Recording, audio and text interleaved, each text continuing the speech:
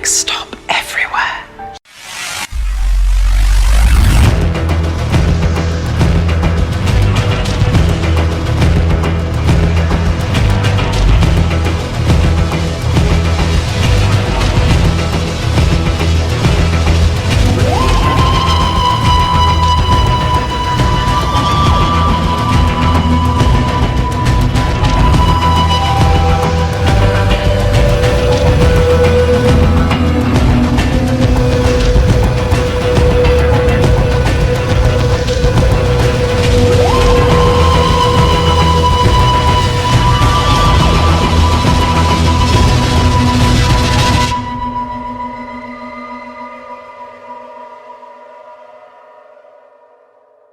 Hello again, Whovians. Welcome back to Next Stop Everywhere, the Doctor Who podcast. I'm one of your co-hosts, Charles Skaggs, back in the TARDIS once again, ready to talk some Series 12 with my wonderful partner in time, all-around wonderful person, and one of the coolest people you ever get to meet in the known universe, Jesse Jackson.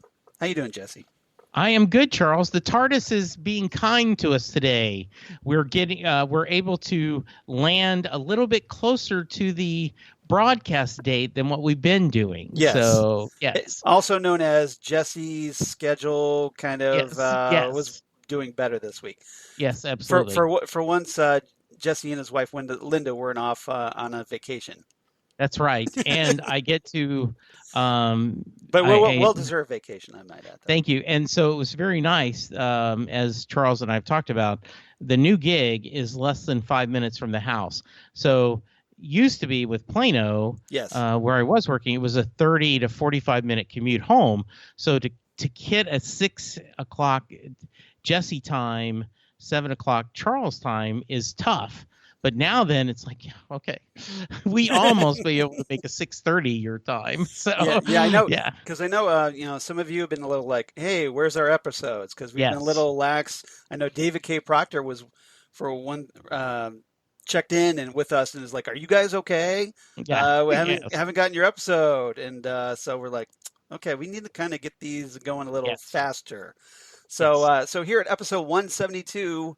We're going to talk The Haunting of Villa Diodati, which aired just a few days ago on February 16th, 2020, my dad's 85th birthday, which went very, very well, by the way.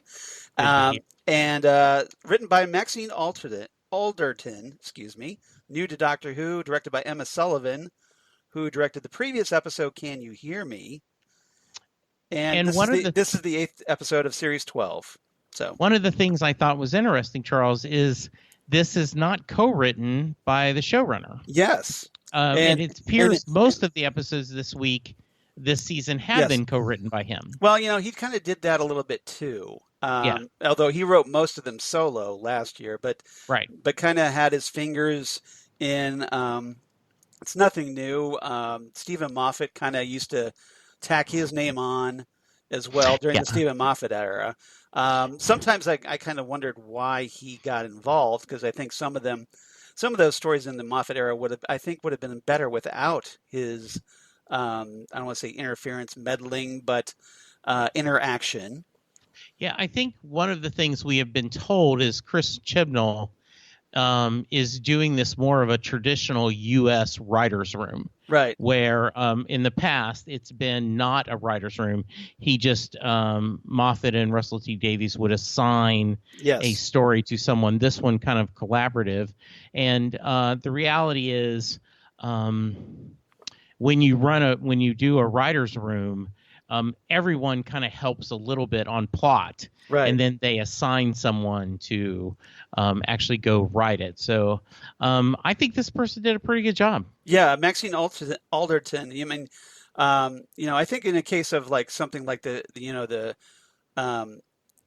Fugitive of the Jadoon, where it was something that was so central to the Series 2 overarching storyline, that makes sense for Chibnall to get involved. But here, I think he kind of probably looked at the script and thought it was a very solid script, so didn't need him to add anything at least enough to warrant a credit. And I really enjoyed this script. I love the episode. I thought it was a very solid episode. Great Doctor Who. Anybody that has had criticisms of this season in particular, there's nothing preachy about it. Nope. And no message. So that old excuse or that particular complaint doesn't really fly here. Yes. And maybe that's to why this episode may come off generally better than some others. What's your take? I thought it was really good. I thought it was very creepy. I always like when they do historical figures. Right. And it's that famous folklore, right, of all these writers being together and who can come up with the scariest story, and they had a little fun with that, right? Like, right. Oh, let's dance some more. So I liked it. I liked it a lot. I thought it was very nice to have the Cyberman right. being involved with the creator of Frankenstein. I'm hoping you can explain a little bit of the half face Cyberman. I'd not seen that before, so I thought that was interesting. And it was just a really good episode, solid episode. Yeah, so be sure to watch your folking language. Yes, indeed. Just saying. Yes. I obviously, I'm on record being a big fan of the creepier Doctor Who stories. So this one was great. It's in my wheelhouse.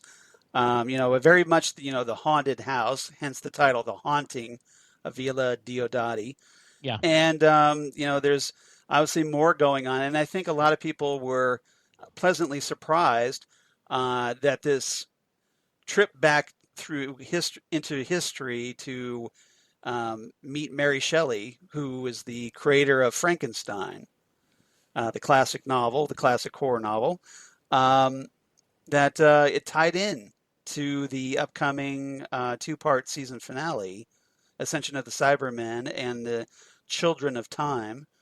And that it's apparently pretty important to that. So I think hopefully that kind of pleasantly surprised some people and maybe made this episode a little bit more important as a result. I was pleasantly surprised. I thought it was really well done, and it's good stuff. Good. All right, let's run down our guest cast this time. We had Lili Miller as Mary Wollstonecraft Godwin, as the unmarried name of Mary Wollstonecraft Shelley, and a pretty new actress. Jacob Collins-Levy played Lord Byron, and obviously the 13th Doctor had zero time for. He played a character named Rufus in a Big Finish 7th Doctor audio that just came out not too long ago called An Alien Werewolf in London.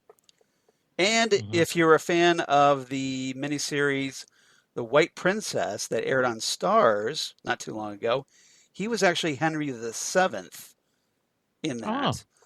So my wife Lori was surprised when I mentioned that little tidbit to her because she's a big fan of those, the White Queen, the White Princess, and the Spanish Princess series of miniseries based on novels. Patrick O'Kane played Ashad, the lone Cyberman. And every time they say lone Cyberman, I want to go I think of the Lone Ranger, the lone Cyberman rides again. Yes, I agree. With a cloud of nano dust or or whatnot, and anyway, so he might be notable to Game of Thrones fans because he was the new face of Jaqen H'ghar, the face changer. Right. He was the guy that when H'ghar initially said goodbye to Arya, he was the face that Jaqen H'ghar assumed. Okay, I did not recognize that on him. Yeah, I mean, it's a very kind of a little bit obscure. He was also in the movie The Star Wars: The Last Jedi, a little movie you may have heard of, and little bit more obscure movie, Exorcist: The Beginning. If you're an Exorcist fan, Lewis Rayner who played Percy Bysshe Shelley, was in the Dracula, the 2013 TV series that aired on NBC. The one that starred Jonathan Rhys-Meyers, I believe, as Dracula. I kind of liked that show. It only lasted a season, but I don't think I watched that. But it was pretty good, I thought. Okay. Maxim Baldry played John Pilidori, Dr. Pilidori, and he was on HBO's Rome, and he's going to be on the upcoming Lord of the Rings TV series. Okay. So not sure what character he's playing, but apparently he's going to be on that show. And Nadia Parks played Claire Claremont, and she was also in another Starz miniseries, The Spanish Princess. So I just thought, so that's our principal cast this time. Okay. Good. And, all right. Now, I do have a couple things of trivia. Please. Before we get into our main topics. If you're a big Spanish fan, you might be familiar with the notion that this is not the Doctor's first encounter with Mary Shelley, because at least two big Finish audio plays involve the Eighth Doctor meeting Mary Shelley around 1816, and upon what and one of those she joined him briefly as a companion. So she was actually one of the Eighth Doctor audio companions for a brief time. Very brief time, like 4 audios, I think, total. And one of the audio plays, The Silver Turk, that was in 2011, involved the Eighth Doctor and Mary Shelley meeting a damaged Cyberman, which became similar inspiration for Mary Shelley to write Frankenstein. Okay, makes sense. So I don't know if Chibnall listened to that, kind of got the idea. But it's kind of a natural enough idea, I guess, to make a Cyberman and the inspiration for Frankenstein. And Maxine Alterton definitely plays that up here in her script. But yeah, I guess this continuity, because it's TV, kind of supersedes Big Finish audio. So So maybe that doesn't quite fit into canon anymore. The Silver Turk. So that's okay. Sadly, because it was actually a pretty good one. Lord Byron, little trivia on him. He was known notoriously for his promiscuity, of course, and had to flee London to Lake Geneva prior to 1816. Turns out, guess what? And they kind of touched on this briefly.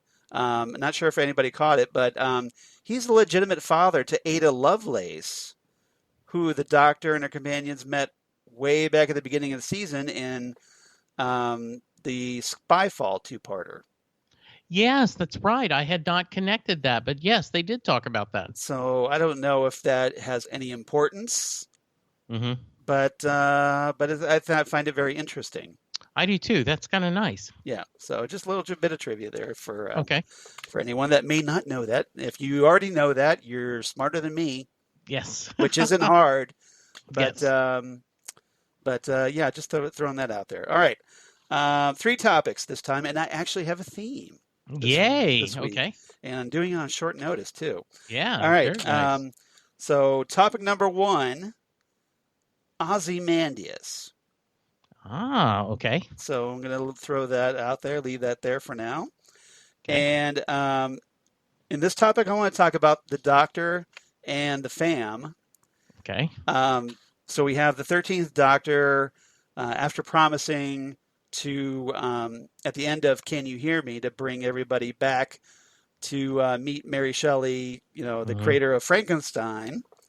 The Doctor and the fam, they travel back to Lake Geneva in 1816, known as the Year Without a Summer, and show up, at the Villa Diodati, where just so happens Mary Shelley's there with Lord Byron, John Pilidori, and Claire Claremont, and I thought they had a very funny encounter at the beginning, right before the credits started, and get invited in. And so I want to get your thoughts on the Doctor and the fam meeting Mary Shelley, and then kind of the Doctor face to face with, and we'll talk about the lone Cyberman more in a third segment, but I want to get your thoughts on the Doctor's perspective on that. All right. So my initial guess is either Watchmen characters or epic poems are the theme. So just throwing that out there. So with the first clue. Okay. First off, I loved that the psychic papers didn't work, and they made the joke like, oh, maybe they need to be dried out. Right. But often we've established geniuses see through the psychic paper. Right. Because it didn't work for William Shakespeare either. Absolutely, it didn't. In the Shakespeare Code. So yes. So I thought that was nice. The Doctor's not dressed very periodly, even though the fam is. The Doctor kind of universal. The Doctor doesn't care. The Doctor has traveled enough to like, I'm just going to wear what I want. I want to be comfortable. Right. You guys wear the funny clothes. I'm going to be comfortable in my gray overcoat, sea green, or whatever you want to call it. My boots, yes. And my Doc Martens, yes. Felt a little bit for Graham not being able to find the privy. Right. It's like, oh yeah, we haven't had bath yet. Since you mentioned that, we have to talk about that a little bit. Yeah. How great is Graham? Yes. Because he's so relatable. Yes. Because we talked about how Graham is the companion that's always looking for food, right? Right. He's like, he's the kind of companion that realizes, this could take a while. I'm going to need to pack a sandwich in my jacket. Yes. Right. And now Graham is like, I don't think any other companion has made the comment. And, feel free to correct me if I'm wrong here. Yeah. But to the best of my recollection, Graham is the one to go like, hey, I kind of need to use the bathroom. Yeah. It's like, yeah. And I thought Which it was you would funny. think would come up more yes, often. It would be, yes. Especially in the modern era. But, it's like, hey, I'm older, I got to pee more, so. And I thought it was funny that it didn't connect to him that they wouldn't have necessary indoor plumbing. Right. So I'll just hold it. I thought that was a pretty funny line. Right. It was some nice interactions. I have a question for you. Okay. At one point, Yaz is talking to, and I can't remember which character, whether it was Mary or the other female, about he doesn't seem to pay attention to me no matter what. They were kind of talking romance. Right. And Yaz says, yes, I know what that's like. Who do you think she's talking about? Do you remember that scene? And did you have a thought about who that is? Well, kind of. They've kind of hinted very vaguely, but they've hinted that Yaz kind of crushes on the Doctor. Okay. You think that's it? I think that's it. Not Ryan. No, not Ryan. I think, especially, Ryan's talked about that he's, wants to hook up with Yaz's sister. Yeah. But Yaz doesn't seem to be really having any interest in Ryan. Okay. Even though she's had plenty of opportunity. Okay. But, so I'm kind of the opinion that Yaz is yet another companion that crushes on the Doctor. It just so happens this time the Doctor's a woman. Well, it's very subtle, right, as you said. So it isn't. So this will kind of be like the first lesbian crush on the Doctor. Yes, absolutely. Yeah, or at least bisexual crush on the Doctor. Okay, all right, that was interesting. Unless you count River, I guess. But yeah, I loved. But River wasn't a companion, so I loved all the interactions. I love the you going down the staircase and to get up. Right. The rooms going back and forth. Just all kind of recursive on themselves. Yeah. That was it was very interesting, and it was spooky. There's some nice moments with the companions. We do get the Graham says he sees a ghost, and later they can't explain it.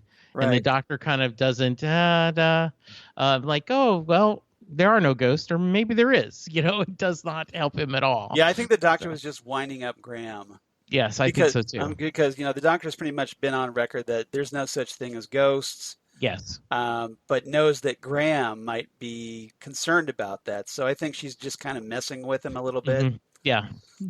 That kind of like when she does, that whole bit, like when she talked about being Banksy, and she, and she said, back in Rosa, and she's like, or am I? That whole thing. So I guess if we pull this apart, I don't know if the companions had a lot to do this time, but I don't think. Well, they kind of, they're the ones that were kind of getting in the Doctor's face, going, especially when the lone Cybermen showed up. Yes. They're the ones screaming at her, going, "Don't give it to the lone Cyberman." Yes. And especially Yaz and Ryan, they're like screaming this at the top of their lungs. Yeah. So of course, what does the Doctor do? But gives the Siberian to the lone Cyberman. Yeah, and so what was your reaction at that moment? Well, I thought it was, this Doctor can be very funny. Yes. This Doctor can be very whimsical and flighty at times. Right. But this time, I thought she was, as you say, deadly serious, and kind of calling out Ryan. Okay, so you say I just let this person die. Right. But do you realize that his words have influenced people, and then it is going to change the world. So the world you were born into no longer exists. You may not exist anymore, but do I still let him go? And you know what? Sometimes, and I didn't write down the exact, but I've got the full quote. Where, sometimes I have to make the decision because I'm the only one that can. Right. And I thought that was, a good moment. Right. And I think that is, which made me go back to, that's why I asked you about the Water of Mars. Yes. That scene with Tennant's Doctor going, I can do this now. Yeah. I'm the only Time Lord left. I can make these decisions. So. Yeah. So do you kind of, was it here? Do you think there was the 13th Doctor's moment where that's going, like kind of like the I forget the terminology in Waters of Mars, what they call the Doctor. Time Lord Victorious. The Time Lord, or something yes. Thank you. I'm having a senior moment, I guess. Yeah. So the Time Lord Victorious. So do you think it was kind of like that was a little hint of the 13th Doctor's Time Lord Victorious moment? I do, and I like the idea that she's okay. I'm in a tough place. Right. I'm going to. Part one of my plan is to give the lone Cybermen this thing. Yes. And then part two of my plan is fixing that I did part one. Right. Because if she didn't do part one, she was worried about the consequences of what would happen. So she is in one of those, what do? There is and she's having to kind of trust herself to get her out of this mess that she chose, because essentially she's trying to save everything. Right. And so so she makes this choice, and even against all the advice, Jackson warning from the future or what have you, and she's hoping that she's going to be able to dig herself out of this dilemma that she's created for herself. Yeah, and it's the whole. This is a little bit, as excuse our cross reference for a minute, but she's in a Kobayashi Maru, right? Yeah. There is a no-win scenario. Kobayashi Maru, yeah. Yeah, and then I'm also thinking which is kind of interesting, because if you notice, Ryan was essentially laying down, going full Spock on the Doctor, basically talking about Shelley being, like the needs of the one outweighing the needs of the many. Yes. And the Doctor just shuts that down. Yeah, very quickly. Right. And it's like, look, it's more than just him. And it also made me think of the great scene in Watchmen, right, when they're at the funeral and the Lori. You're talking the TV series. Yeah, the TV series where there's a funeral and there's a terrorist Yes. I've got a deadman switch, and she Right. shoots him because she's like, oh, they never have that. Oh my God, in this case they did. Yes. And so the doctor believes, in other words, Ryan's going, look, just make that happen. It's going to be okay. No matter what you do, don't give this to the lone Cyberman and let whatever consequences happen. But the doctor can see that there's ripples, the dominoes will fall. Right. And she can't do that. So I think you're perfectly right. She's going, okay, I'm going to count on my intelligence, my cleverness, that I'm going to figure this out. Early in my career, I had to do a personality assessment. And one of the things was, you were a procrastinator, Jesse, right? But you're smart enough to know how long you can wait and still get what you need done. And I think the doctor is saying, right, like, I have confidence in myself that I'm going to get myself out of this. Okay. Interesting. Yeah. Yeah. By the way, my personality test was, I'm the guy who calls it like he sees it. Everything, whether he should or not. So, yes. Which, hey, makes me great for a podcast, right? Yes, it does. It makes us perfect for a podcast. All right. Anything else about the doctor and the family? Yeah, especially that climactic scene between the doctor and the fam, where the doctor's calling them out, because the doctor is this, the companions are, they're from Earth and they're just, living their normal lives, and then the doctor is essentially this greater, long-living cosmic being almost. Yeah. And kind of sees the big picture when it comes to time, because, hey, she's a Time Lord. And so her perspective is completely different. And it's one of those times where I think that her companions kind of get reminded of that. And one of the things I really, really liked. So I thought it was very cool. Yeah, is and then at the end, right, we get where she's warning them, okay, I've got to go figure this out. Right. I've got to come up with part B of my plan, part 2. And they're like, okay, we're here with you. I mean, they continue to be very loyal to the doctor. They believe in the doctor. And so I thought that was a nice scene as well. Yeah, it kind of goes back to one of the doctor quotes from our earlier episodes we talked about this season, where, sometimes she's only got the letter P in as part of the plan. Right. Yes. And then she has to kind of make the rest up as she goes along. Yes. So I guess this is the case here, and we'll just have to hope that the doctor knows what she's doing. Right. And that everything turns out okay. Well, we'll she has lots of plans. I'm raining with planes. It's just finding the right one. Exactly. Exactly. All right. Lots of great doctor quotes about plans, aren't there? Yes. Like she's the doctor is her own motivational poster, I guess. Yes, she is. A lot of times. All right. At least for encouraging, planning in the workforce, because, you got to work your plan your work, that whole thing. There you go. All right. Topic number 2. Topic number 2, the triumph of life.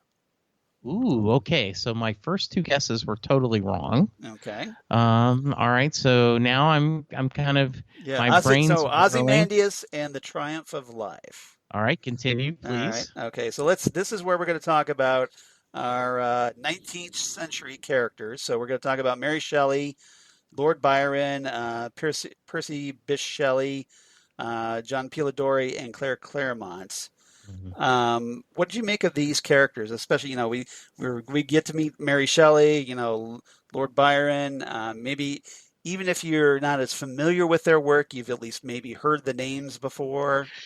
And and Percy Bysshe Shelley. So some of the more notable literary greats, poets, and what have you.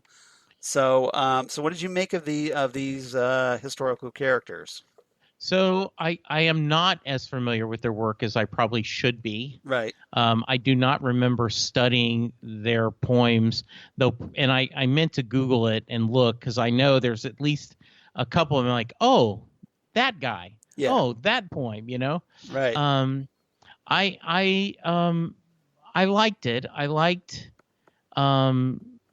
Byron was kind of big jerk, right? And I like which is consistent with what his based on what you've said of history, yes, yeah, and I like how he was called out at the end, right? Because I was kind of surprised when he was hiding behind Claire. Claire. Yeah. And so basically, he's hiding behind her skirts. Yes. Because he's such a manly man. Yeah. And I like how she called him out. I like that she said, not only did you hide behind me, you flirted with Mrs. Doctor. Right. Right. Isn't that what they call her? Yeah, that's what Claire yeah. called her. Yeah. Yeah, and I thought that was kind of funny. And she kept telling him, no, it's just Doctor. It's just Doctor. Yeah. I'm like, no, okay, Mrs. Doctor. So I kind of like the interaction back and forth. A lot of fun. A lot of interesting things. They're kind of set in their ways. We've got dancing, we've got all this interactions. Right. And then once they all right, Crypto. Thanks, Crypto. Yes. Crypto's followed us all the way over from the fandom zone. Yes, he had. Yes. And they were very, very, when they're all separated, they got to interact with the Doctor and the rest of the fam. So I thought that was a nice, like I said, the fam didn't have a lot to do as far as solving the problem, but the interactions and the scariness and the spooky of this was really nice. Well, because the fam essentially are their tasks in the story where they're the ones directly interacting with the historical characters as they react to everything. So the Doctor's focused on the mystery, but for the purposes of the story, the group gets separated. They kind of get trapped in these kind of recursive loops, where characters would go into one room and they try to leave it and then just find themselves right back there. Or that, Mary Shelley with, I think it was Ryan and Yaz on the staircase and, trapped. They couldn't get out. They kept, going upstairs and almost like a MC Escher painting. And then, finding themselves right back in the same spot, which it got even more horrific when Mary heard her baby, William, crying. Yes. And, she's trying to get to her baby. Is it her baby or Claire's baby? I think it's her baby. She said it was her son, William. Now, the question that because I'm not as familiar with the history, I kind of wonder, is it presumably Percy's? Because they aren't married yet. Because they talked about that little gossip. Yeah, but it might be. And I didn't get a lot of that gossip when they were dancing and everyone was sharing. I didn't pick up as much as I probably should have. I thought it was good exposition and done in a clever way, but I didn't pick it up enough. I think for the same reason, I don't know these people well enough in historical content to get what's going on. Well, this is why we have Wikipedia, you guys. Yes, I know. So you can do your homework. Yes. And go ahead. I thought Byron and the whole, I've got a skeleton, but with the and it turns out to be actual skeletons. Yes. Now, notice, something my wife Lori brought up during my rewatch this evening. That it wasn't really clear, what was going on with the skeletal hand and the skull. They didn't really come out straight and say, okay, well, this was caused by this. That animated, skeletons that were literally in Lord Byron's closet, just saying. And, and the gist I got from the rewatch was that the Doctor talked about that there was this kind of security field around the house. Yes. Because of essentially concealing the Cyberium. Right. And it was the thing that was causing all all the recursions, so my take on it is that maybe it was that security system animating the skeletons to essentially try to either distract or ward off people looking for the Cyberium, maybe. Okay. Maybe. What do you think? Yeah, I think that because it was a little crosses the T's. It was a little vague, but so I kind of chalk it up to it was that security system. The question though is, who installed that security system? Who hid the Cyberium? Yeah, and hopefully we'll get some answers maybe in our two-part finale. Right. So, yeah. Okay. All right. But there's some very interesting things. There's that Dr. What's his face? Pilidori tries to have a duel with Ryan because he, over an aggrieved slight. That was kind of funny. Because Ryan essentially just, calls him out for being a jerk. And yes. And Mary's all like, well, he does this all the time. Yeah, I thought that was nice. And then Ryan understandably, panicking because he's telling Graham like he's going to get a gun, he's going to get a gun, and which I totally get why he would be panicked about that, and but fortunately that things happen to kind of put that duel to the side, so that was good. So that was good, and I love the Doctor rebuffing Lord Byron. Lord Byron was just, he comes off as super cheesy. The Doctor has his number from the start, like right before they show up, the Doctor's warning her companions going, look, don't snog Byron. Yes. And, and don't mention, like, because she knew he was a player, and then she gets stuck with him, and he's coming at her with all these cheesy come-ons, and she's having no part of it, just shuts him down cold. Yes. And I really like that. I did too. Yeah. One of the lines, and it's just appropriate, I'll bring it up now, is, may I just say you're quite lovely in a crisis? And the Doctor, no, you may not. Yeah. You just stole one of my quotes. Yes. That's all right. But yeah, just shut him down hard. I really like absolutely. That. All right. Anything else about these characters? Nope. Topic 3. All right. Topic number 3. Prometheus Unbound. So alien movies. So no, there was a movie called Prometheus. Yes, that was an alien prequel. But but this is so we had Ozymandias, The Triumph of Life, and Prometheus Unbound. Okay. And these are all literary works by Percy Bysshe Shelley. Ah, okay, very nice. So and I chose Ozymandias for the Doctor and the Fan because that poem is on the fate of history and the ravages of time. Yes. So I thought that was rather fitting. And I chose The Triumph of Life because it's essentially the nature of being and reality.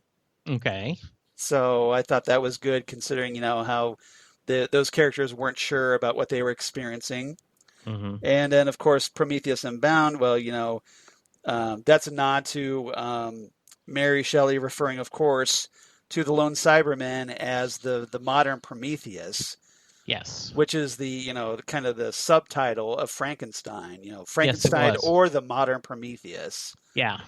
Which I thought was a nice touch. I did know enough that recognized that. Right. Oh, good. Good themes, Charles. Well done. So, hey, we got a little literary in this. Yeah, this very episode. nice. How about that? Yay. See, you can learn something from this show. All right.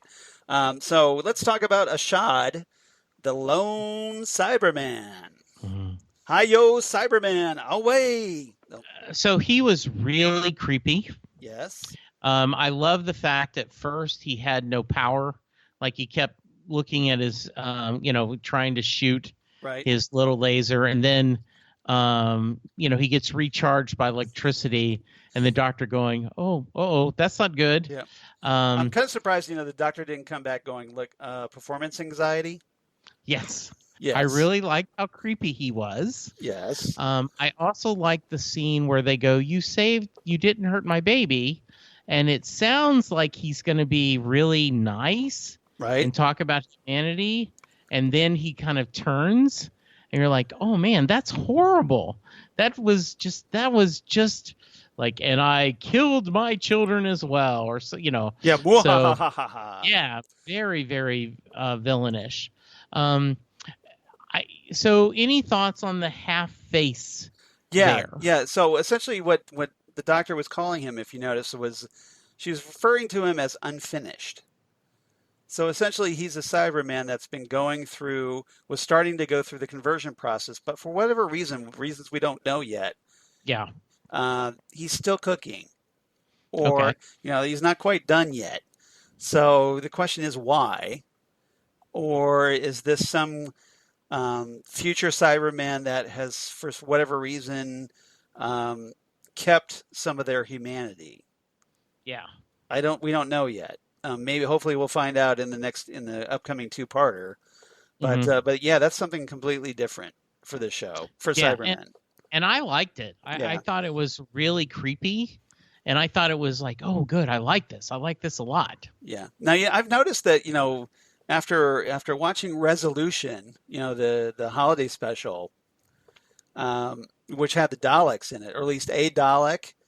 It seems like Chris Chibnall has a thing for like kind of prototype rusty takes on the classic monsters. Yeah, and I think that's good. I really like that. So it kind of puts his own mark on the show a little bit, at least on those, because these villains are like, they're over 50 years old. So yes. So he's trying something different, and I like that. I do too. And just kind of like, with when you only have like one Dalek, like we talked about in the episode Dalek or Resolution, just having one Cyberman clomping around as opposed to a whole army seems a lot creepier, especially in a house, right? It does, and I love that sound effect. It's it's consistent when the Cyberman is marching. They always have the same noise. Right. Like they've saved that, audio clip of the yeah. But notice it's got some new Cybermen sound effects. Like when they move their arms around, or at least when this Cyberman, the lone Cyberman, Ashad, moves his arm, it's kind of more like yes, that kind of thing, that kind of sound, mechanical sound. Yeah, I like that a lot. So that was different. I'm finding this. Obviously, I'm guessing we're going to learn more about the lone Cyberman next episode. But I found it really interesting. It was kind of it's like when he came back. Essentially, he was traveling from through time, and I don't know about you, but I got kind of a Terminator vibe from him. A little bit, very much. Kind of like Charles. when Arnold yes. Schwarzenegger arrives in, yes, in the first Terminator, that he just, because he's traveling through time, and then he finally materializes, and yes. and then I thought it was funny that what is he searching for? He's searching for liquid metal. Yes. So just like in kind of like Terminator 2 Judgment Day. So just thought that was kind of funny. Look, I think there was a couple of very nice intentional yes. Terminator nods there. I think so too. I would have been very surprised if there weren't.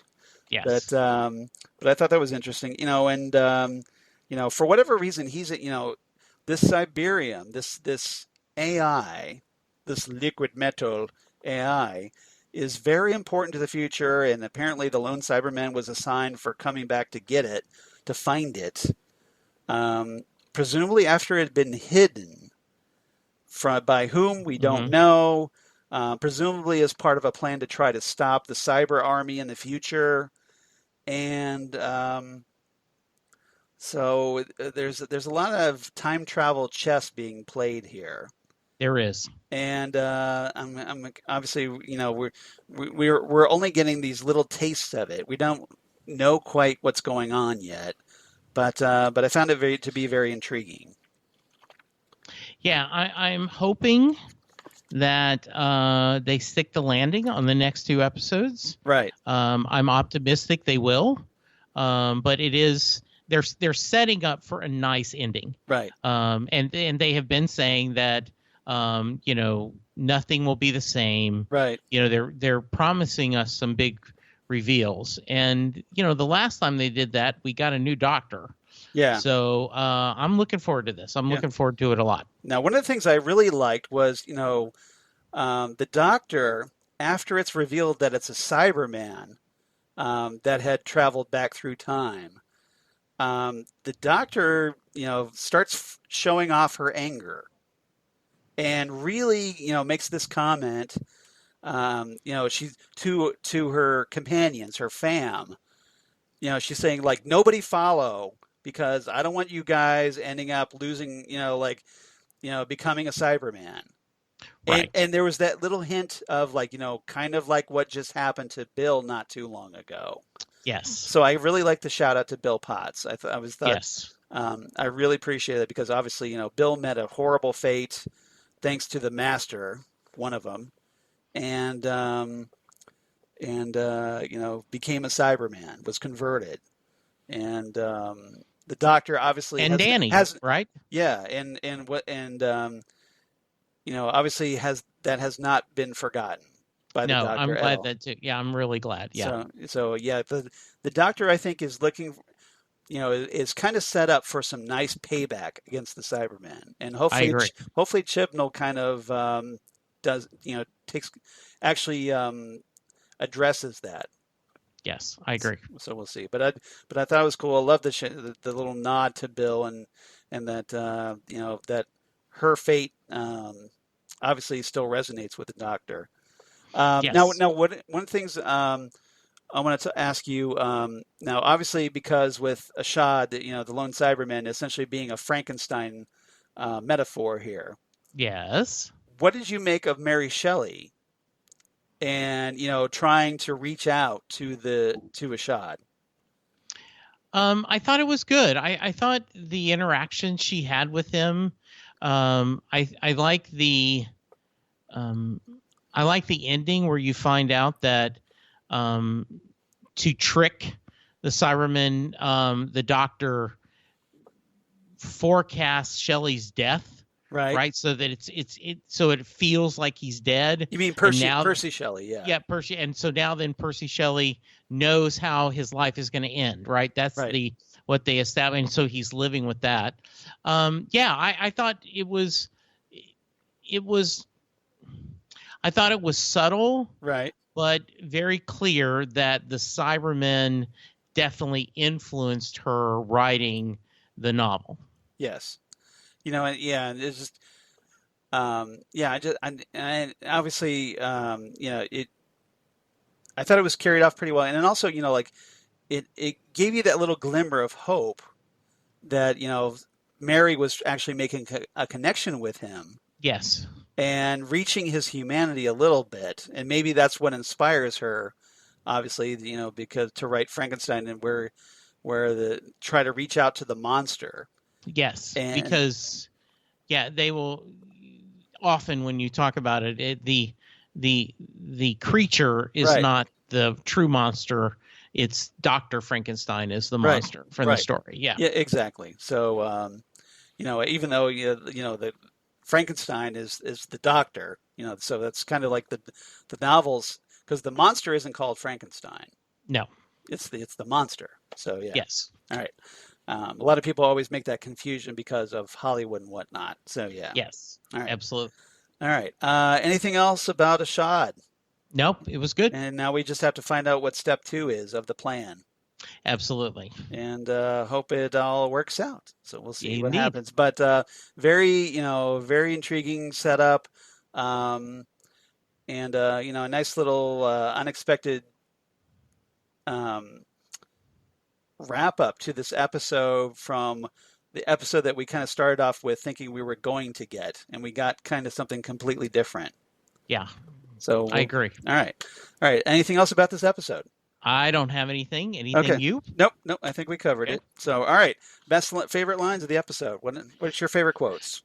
So, Ashad goes, "You appear courageous, but your vital signs betray a heightened sense of anxiety." And the Doctor, or as I like to call it, Tuesday. Yes. And so, and the other one I had, and then I'll let you go, is Graham going, So Pilardi, I lost them. And the doctor, you had one job. And Graham, like, yeah, made more challenging by his ability to walk through walls, which, by the way, helped the doctor figure out what's going on. So Right. even when Graham's not helping, he's helping. What do you got, Charles? Exactly. So you took two more of mine. Yes. So I'll go with this. So the doctor's big speech to the fam. Oh, good. All right. So the doctor says, if he dies now, who knows what damage that will have on future history?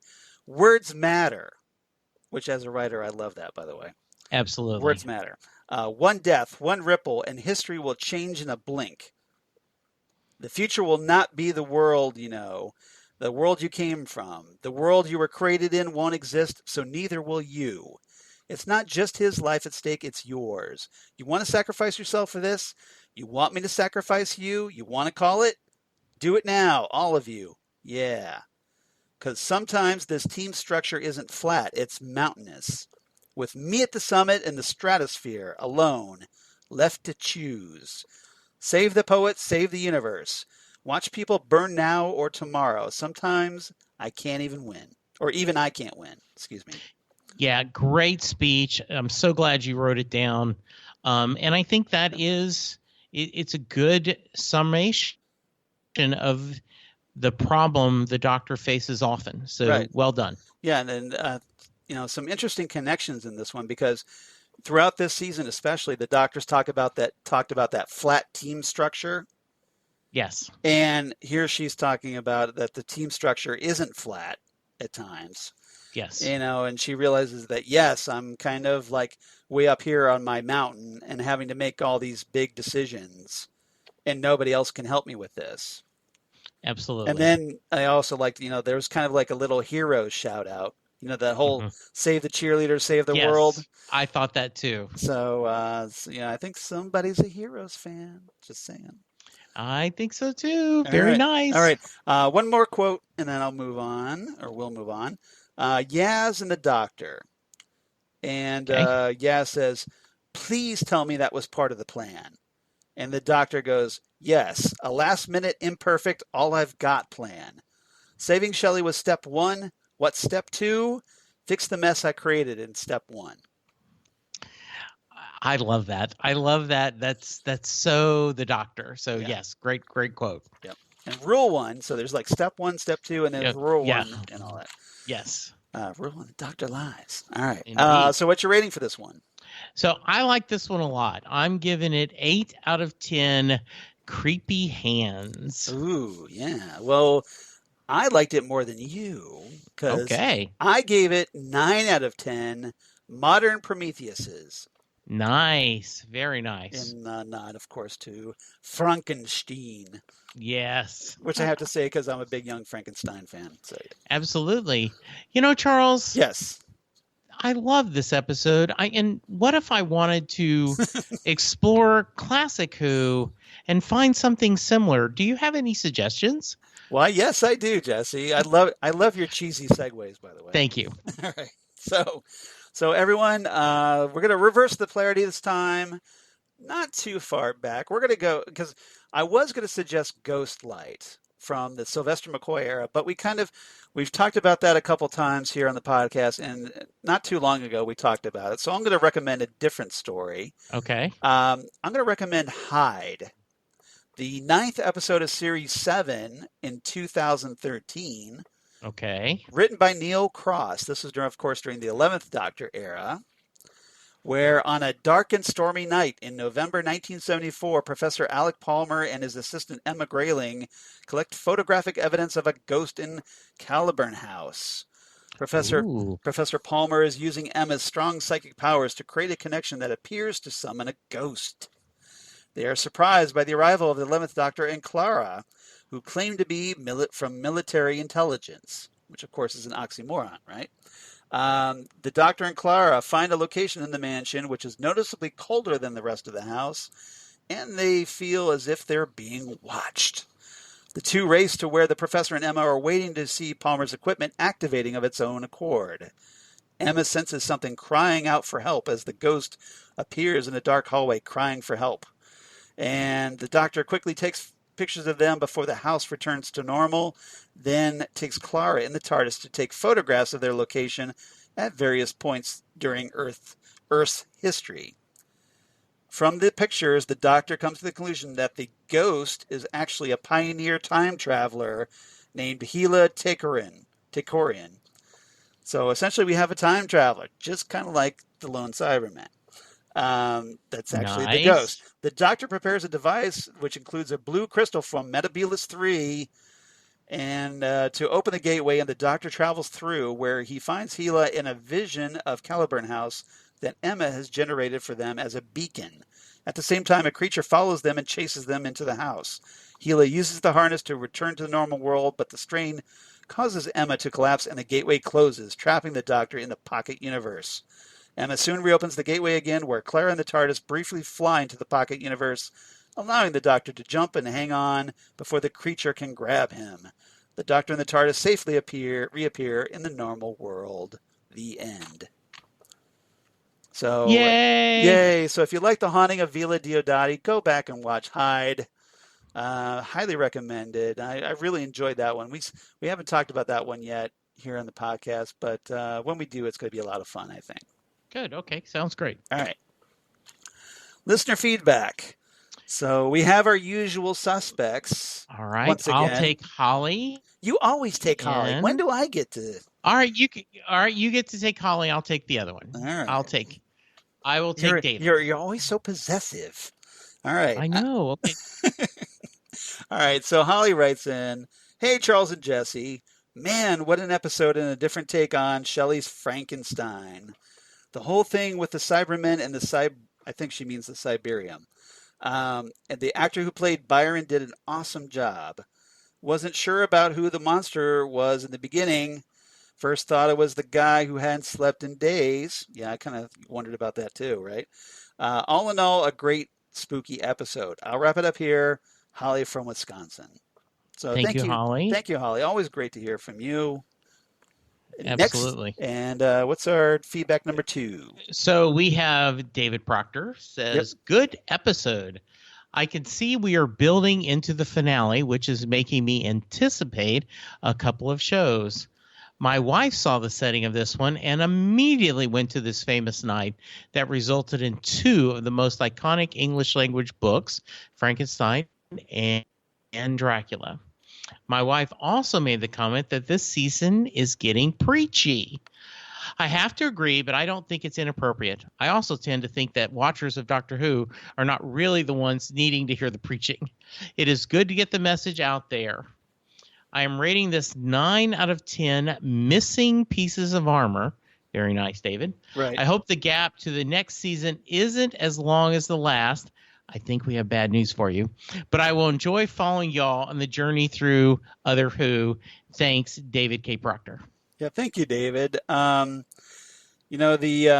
think going from what I've seen on the interwebs, I think there are unfortunately a lot of people that could use the preaching. Absolutely. And I don't think it's quite penetrating the void. If you follow my drift, I do. I get why Doctor Who does it. I think it should be done more subtly. Yeah. So I kind of I can respect that criticism. I think that sometimes it does feel a little bit like we're being hit over the head a little too much, as opposed to just kind of making the point in a kind of an indirect way that makes you think. Yes. So I appreciate that, but this story in particular, The Haunting of Villa Diodati, I don't think that was preachy at all. So I'm not sure why. Maybe before this episode, maybe I could see your wife making that comment, but not about this particular episode, I don't think. I agree. Yeah. So anyway, but yeah, just thanks so much for writing in. We always love to hear from you, David, and we love hearing from Holly. We'd love to hear from other people too. Well, Charles, if they want to give us feedback, how can they? Please tell me. You are all kinds of adorable today. All right. So everybody, if you want to be like Holly and David, and please do, drop us a line. Next Stop Everywhere SMG at gmail.com, the Gmail. or Next Stop Everywhere for SMG for Southgate Media Group at gmail.com. On Twitter at Next Stop SMG on Twitter. Facebook, Next Stop Everywhere, the Doctor Who podcast, or on Instagram at Next Stop Everywhere podcast. And I noticed that Hannah Scarappa kind of started following us on the Instagram.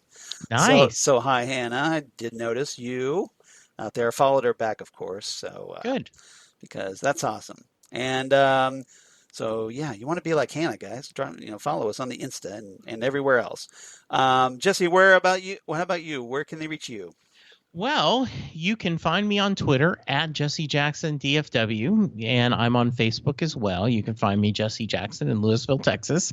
You can hear me talk other TV shows with Charles on the Phantom Zone podcast. We just covered Watchmen, and so if you're catching up that on demand, you can see us there. We are debating on what we're going to cover next.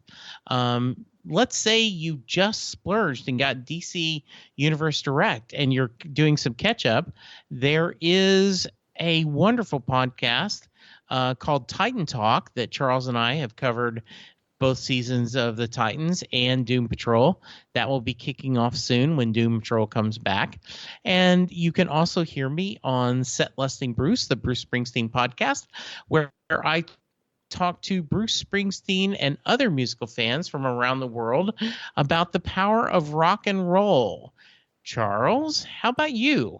Nice. As for me, of course, at Charles Skaggs on Twitter, at Charles Skaggs on Instagram, Facebook, of course, Charles Skaggs, Hilliard, Ohio, and my blog of geeky things. Come on, you.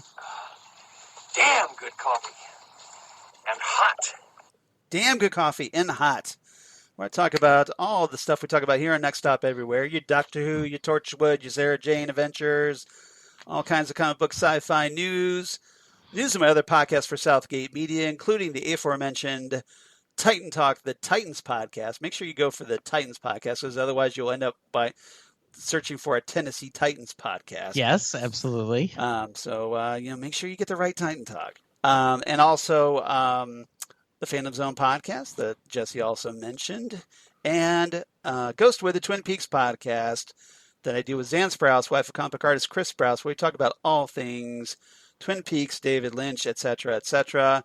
And while I'm thinking about Zan, I just want to let everybody know who doesn't know that Zan got through her lady surgery just fine, # lady surgery, and she's doing great. She's recuperating at home. And they've got her on, with some, nice opioids at the ready for pain management. But hopefully she won't need them. But good. But she's doing well, and so all our thoughts on Zan's recovery.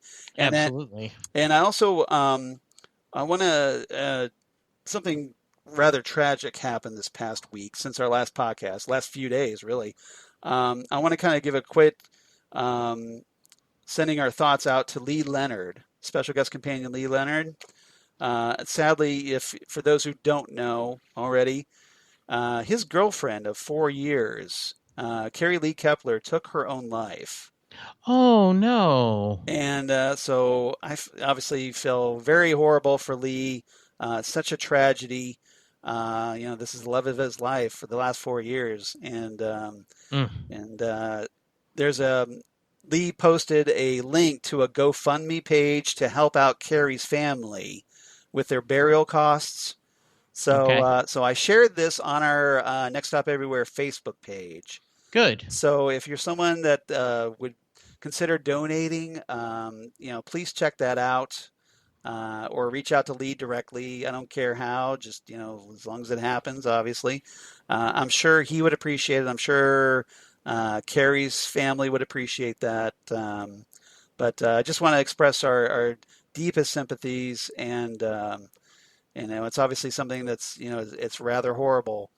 But yes. So everybody, please keep Lee in your thoughts.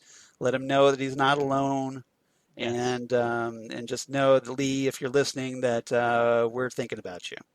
So. Absolutely, and please, because you're obviously part of the Next Stop Everywhere fam. Yes, and So. if you are feeling lost, reach out to someone. I know that sounds cliche, but the really is. Right.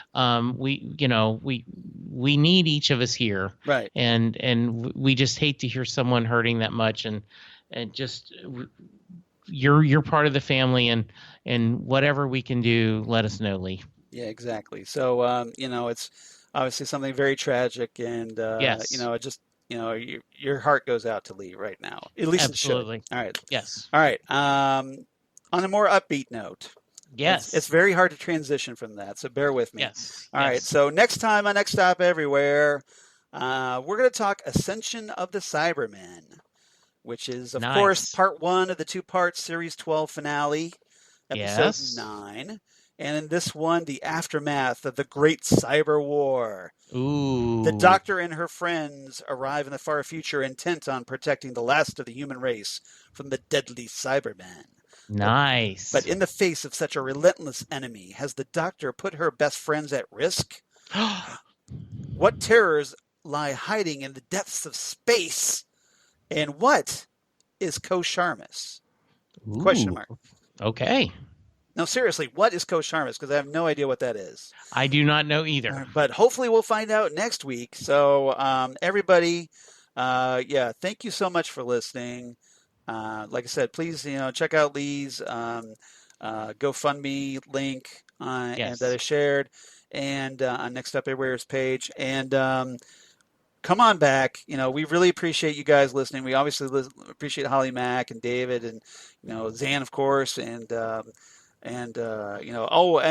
quick Karen Lindsay update. Her husband Sean is home from the hospital. Yes, great news. So great news there. So everybody, keep sharing those positive vibes.